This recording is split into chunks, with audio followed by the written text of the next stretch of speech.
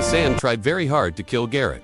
Stone before noon, which was rude considering he had only just finished his second cup of recycled coffee. The rover's proximity alarm chirped in protest as its heat shields adjusted again, and Garrett muttered an apology to the dashboard as if the machine had feelings. Kareth Prime stretched endlessly around him, dunes folding into dunes beneath twin suns that seemed to compete over who could cook a human faster. He was already planning his retreat back to the outpost when the sensors picked up a biological signature that absolutely did not belong out here. At first, he assumed the scanner was lying, which it often did, usually out of spite. Then he saw her, a figure half buried in the sand, unmoving, clearly abandoned by either fate or people with a terrible sense of responsibility. Garrett sighed. I was having such a quiet day. He said to no one and climbed out of the rover. Up close, she looked like a human woman who had lost an argument with the desert, except for the long ears pressed flat against her head. Sharp and elegant, even under layers of dust. Her skin was pale against the rust-colored sand, her hair a tangle of blonde strands catching the light. When he knelt beside her, she opened her eyes and fixed him with a glare sharp enough to qualify as a weapon.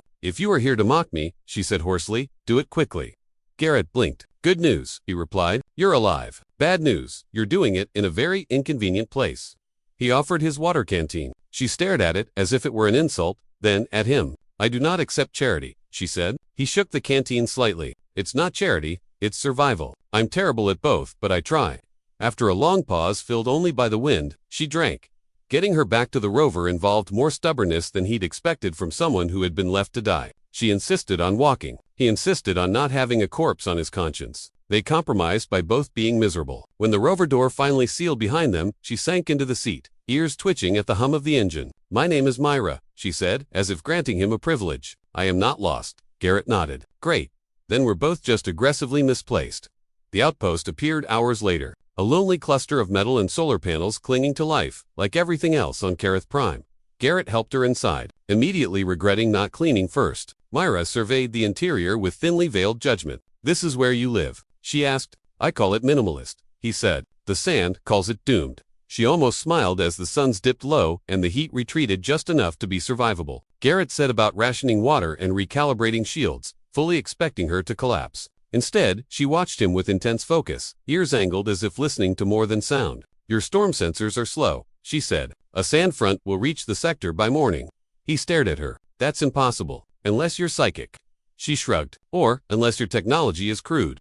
Night fell, bringing the twin moons in a sudden, fragile quiet. They sat in silence for a moment, the kind that carried weight. They left you, Garrett said finally. Myra's jaw tightened. I left them first. He didn't push. Outside, the wind began to rise, and Garrett realized that saving her had already changed everything. Morning arrived without asking permission, carried on a sandstorm that slammed into the outpost like it had personal grievances. Garrett woke to alarm screaming, and the unmistakable sound of something expensive breaking. I swear, he muttered, stumbling out of his bunk. One peaceful sunrise, that's all I ask.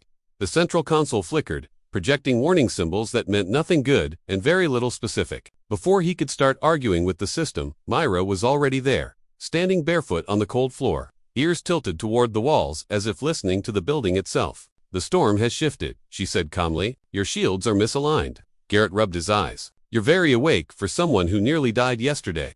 She glanced at him. I am offended by death. I prefer to be alert. Together they wrestled the shield controls into cooperation. Garrett shouting numbers while Myra corrected him with irritating accuracy. When the outpost finally stopped shaking, he leaned against the console, breathing hard. You know, he said, most guests bring snacks, not meteorological criticism. Most hosts, she replied, do not live in places actively trying to erase them. The storm trapped them inside for the day. Garrett attempted to make breakfast, which resulted in a protein slab that looked like regret. Myra examined it closely. Is this food? Technically, he said. She took a bite, paused, then swallowed with dignity. Your species is brave, she said, or reckless. He grinned. They spent the hours repairing minor damage, Myra proving surprisingly adept with tools she had never seen before. She asked questions about human technology, about why things were built to be fixed instead of replaced. Garrett shrugged. We assume everything will break eventually, including us. Later, when the wind howled loud enough to drown thought, they sat near the viewport watching sand devour the horizon. Myra spoke without looking at him. My people believe duty is survival, that without rigid order, civilizations fracture. Garrett snorted. We fracture with order just fine. She glanced at him, then continued. I was to marry a man I had never met to seal a trade corridor. I said no. He raised an eyebrow, and they went straight to murder. Exile, she corrected. They expected the dessert to finish it. He shook his head slowly. That's cold. So is obedience, she said. When the storm finally weakened, the outpost felt smaller. Garrett caught himself watching her move, noticing how her ears shifted with emotion she didn't voice. She caught him staring. Do you often observe your guests like malfunctioning equipment? He laughed. Only the interesting ones. Silence followed. Not uncomfortable, just present. Outside the desert, waited, patient as ever. That night, sensors picked up a distant signal. Imperium, faint but unmistakable. Garrett cursed softly. Myra closed her eyes, ears flattening. They are searching, she said. I knew they would. He looked at her then, at the blinking display. Well, he said, forcing a lightness he didn't quite feel. Good thing I'm terrible at being found. She met his gaze, something unreadable there. The storm had passed, but the quiet now felt more dangerous than the noise. The signal did not go away, which Garrett took personally. It hovered at the edge of the sensors like an unwanted thought, faint but persistent, pulsing every few hours as if reminding them that empires had excellent memory. He tried ignoring it. He tried masking it. He even tried insulting it. None of these strategies worked, though the last one made Myra look at him as if humans were a fascinating evolutionary accident. They adjusted routines. Power cycles shifted. Heat vents rerouted. Garrett joked that if anyone ever found the outpost it would be because the place had finally achieved sentience and called for help. Myra did not laugh at that, but she did tilt her head and say, if it does, I will negotiate on your behalf. That felt like progress. Days passed, measured by water rations and the slow arc of the twin moons. Garrett taught Myra how to pilot the rover, in short, cautious bursts. She criticized the steering, the suspension, and his posture. He accepted all of it because she was right. In return, she taught him how to read subtle electromagnetic changes in the air, explaining that her long ears were sensitive to shifts humans could not feel. You hear storms, he said. I hear regrets, she replied. Both are loud. They argued often about safety protocols, about whether hiding was cowardice or strategy, about whether his habit of naming tools made repairs easier or meant he was lonely. The arguments never lasted. Something about the desert demanded resolution before nightfall. Once while fixing an exterior panel, Garrett slipped and would have fallen if Myra had not grabbed him with surprising strength. They froze there too close, the wind screaming around them. You are very fragile, she said. Charming, he replied, heart racing. The Imperial signal strengthened. Drones appeared once far on the horizon, metallic glints swallowed quickly by heat distortion. Garrett powered down everything nanosecond. Myra watched the dunes with stillness that felt trained. If they find me, she said quietly, they will not negotiate. He nodded. Then it's a good thing I'm bad at following rules. She looked at him then, really looked, as if recalibrating an assumption.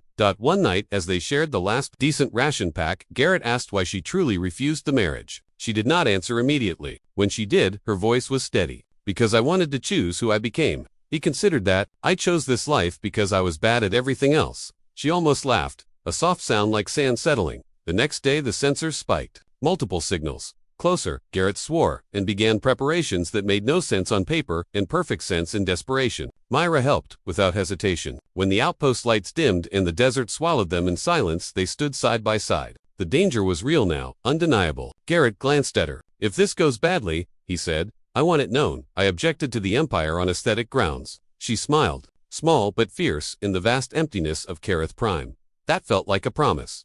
The Empire arrived quietly, which was how Garrett knew it was serious. No dramatic sky darkening, no thunderous engines. Just a subtle pressure in the air that made the outpost's instruments twitch like nervous animals. He muttered, I hate polite invasions, and began the final shutdown sequence. Myra stood beside him, calm, in a way that suggested years of training in pretending fear did not exist. They expect me to surrender, she said. Expectation is their favorite weakness. The first transmission came through on an open channel, crisp and authoritative. Garrett listened for exactly 3 seconds before replying with static and an accidental blast of old human music he hadn't deleted. Oops, he said. Cultural exchange. Myra closed her eyes briefly, then said, if we survive this you will explain that sound. Outside drones skimmed low, their sensors confused by the desert's electromagnetic tantrums and Myra's quiet guidance. She directed him where to vent heat, when to move power, when to wait. He followed without arguing, which surprised them both. Imperial soldiers advanced on foot, disciplined and precise, clearly unprepared for sand that swallowed boots and instruments alike. Garrett triggered his last resort, a field distortion generator he'd built from scrap and optimism. It flickered, complained loudly, and then worked just enough to bend light and confuse targeting. I built that in a bad mood, he said proudly. Myra glanced at him. Your emotions are dangerously productive. When the commander demanded Myra step forward, she did, not alone. Garrett stood with her, holding a device that looked impressive and did very little. She spoke calmly, her voice carrying authority the desert could not erase. She spoke of choice, of alliances built on consent, of an empire mistaking control for stability. The commander scoffed. Garrett leaned in and whispered, "He's doing the scoffing thing. Is that bad? It means he is losing," she whispered back. The standoff stretched, then the desert answered. A sudden storm, perfectly timed, surged across the dunes. Sensors failing, formations breaking. Myra moved with certainty, guiding them through chaos. Garrett tripped twice and complained loudly both times. When the storm passed, the Empire retreated, damaged but intact. Pride bruised worse than armor. The commander promised consequences. Garrett waved. "Send a postcard." Silence returned heavier than before. The outpost still stood. Myra exhaled, a sound she hadn't allowed herself until now. "You defied an empire," she said. He shrugged. "I've defied worse landlords." She laughed then fully, the sound echoing off metal walls. Under the twin moons, with danger temporarily distant, they stood together. Knowing this was not the end, but something irreversible had begun. The desert did not celebrate victories. It simply continued existing, which Garrett found oddly comforting. In the days after the Empire's retreat, the sensors stayed quiet. The kind of quiet that suggested resentment rather than defeat. He fixed what could be fixed, reinforced what had nearly collapsed, and tried not to think about how close everything had come to ending very badly. Myra remained, not pacing, not waiting, just present as if the outpost had always included her. A message finally arrived, encrypted and careful. Not a threat, not an order, a proposal. Garrett read it twice, then once more aloud, adding dramatic pauses that were not in the original transmission. "They want to talk," he said. "No soldiers, no drones. Very polite. I feel cheated." Myra listened, ears angled forward, then nodded. "They cannot erase what happened, so they will attempt to reshape it." She looked at him. "I must answer." He nodded back. "I figured. I'll make coffee for courage, and because it's my solution to everything." The meeting took place at the edge of the desert where the sand thinned and ancient stone jutted up like memory. Myra spoke for herself this time, not as property, not as leverage, as a woman who had survived abandonment and chosen something else. Garrett stood nearby, silent for once, arms crossed, feeling strangely unnecessary and strangely proud. The Empire listened, not because it wanted to, but because it had learned the cost of not listening. Agreements were made, boundaries set. The marriage quietly dissolved into a When it ended, there were no cheers, no declarations, just a sense that something brittle finally cracked. Back at the outpost, life resumed with small changes. The place felt less like a hiding spot and more like a home, which unsettled Garrett more than the Empire ever had. Myra stayed not because she had nowhere else to go, but because she chose to. She repaired things he had long ignored. She improved systems he thought were beyond saving. She argued with him about music. She laughed more easily now, especially when he complained about sand being an intentional design flaw of the universe. One night beneath the twin moons, Garrett admitted something he had avoided. "I used to think surviving was enough," he said. "Turns out it's just the beginning." Myra considered that, ears flicking thoughtfully. "I was taught that duty defined worth," she said. "I learned that choice does." She looked at him then, steady and unafraid. "We have both been very incorrect people." He smiled. "Still are." The outpost remained small. The desert remained dangerous. The Empire remained watchful. But Garrett was no longer just a man hiding from the universe, and Myra was no longer a woman abandoned by it. They had bent something vast by refusing to disappear. As the moons climbed higher, Garrett raised his cup in a quiet toast. "Two bad decisions," he said. Myra clinked hers against his. "Two choosing them together."